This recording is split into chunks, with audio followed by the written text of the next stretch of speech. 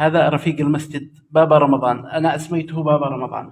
اليوم يخرج لي ذهب زوجته قبل الفجر، وفواتيرهم أبيعهم على أساس ابنتي لي، على أساس ابنتي لي. والله ما وجدت أوفى من هذا الرجل أبدا داخل القاهرة.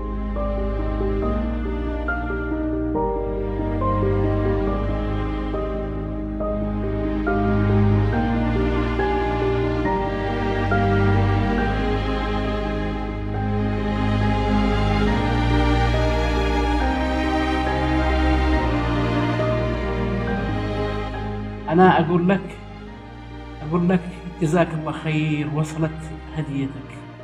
وابنتي اختارها الله عز وجل، ابنتي رحمه الله، نقول الحمد لله رب العالمين، اختارها الله عز وجل اليوم صبيحة الجمعة.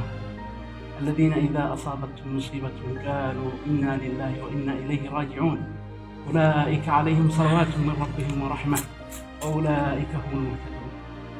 لا تقلق، الحمد لله أنا صابر ومحتسب. اتصلوا بي الآن من المستشفى، الحمد لله، نقول الحمد لله. الحمد لله.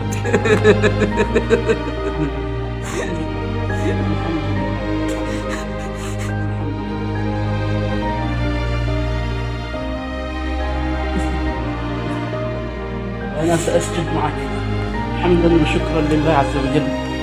الحمد لله، الحمد لله رب العالمين. الحمد لله، الحمد لله.